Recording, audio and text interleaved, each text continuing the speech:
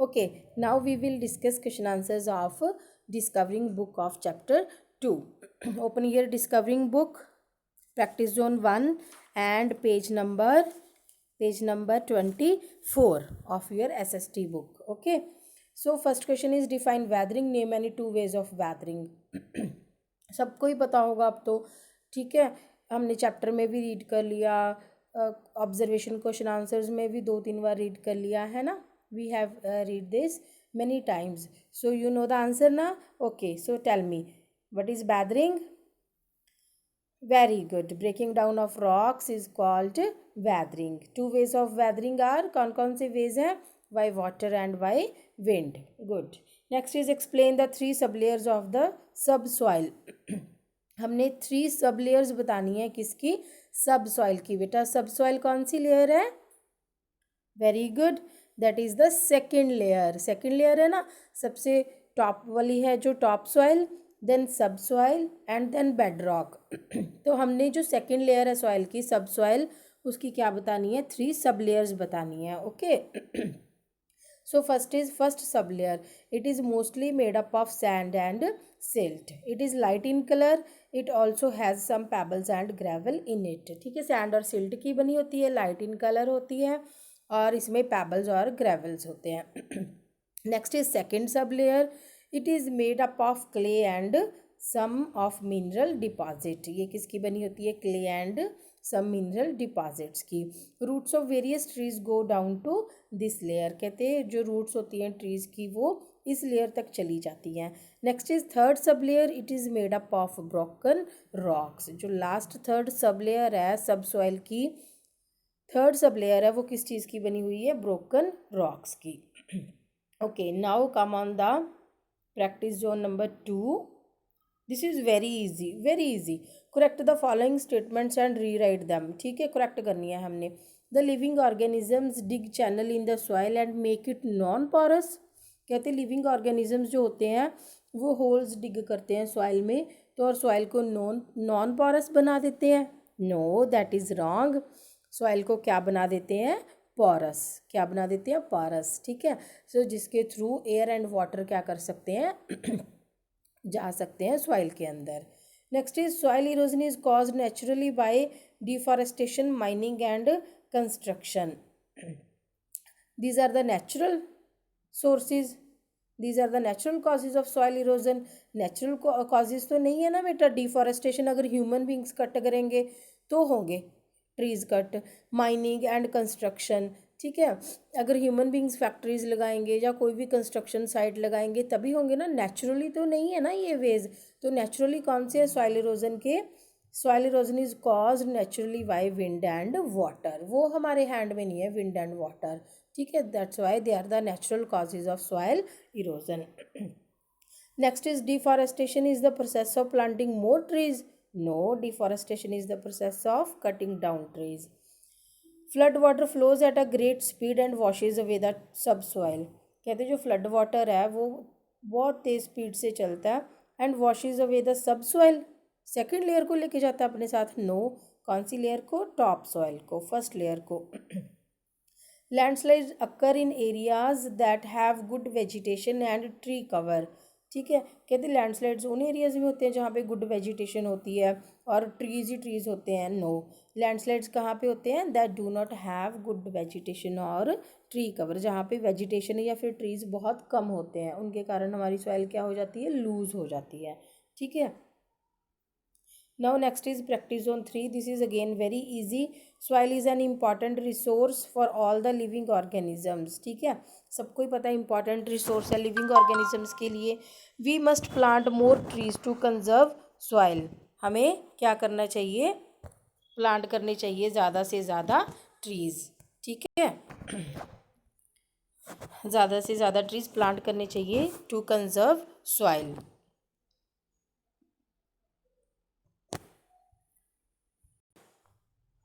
So next is roots of trees and plants hold the soil together. कहते जो roots होती हैं trees की और प्लांट्स की वो क्या करके रखती हैं? सॉइल को होल्ड करके रखती हैं.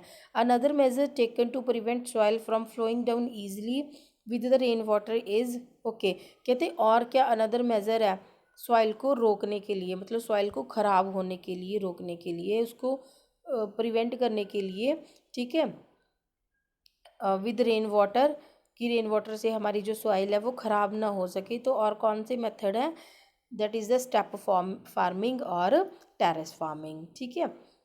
Next is building of embankments also help in soil conservation. तो कहते हैं जब हम एम्बैंकमेंट्स बना देते हैं रिवर के एजिस पे, बैंक्स पे, ठीक है, तो उससे भी हमारी सॉइल को हम क्या कर सकते हैं, कंजर्व कर सकते हैं, बचा सकते हैं। So this were the fill in the blanks, और you can say we have completed the paragraph, ठीक है, ऑन सॉइल कंजर्वेशन, की हम कैसे कैसे अपनी सॉइल को क्या कर सकते हैं, कंजर्व कर सकते हैं।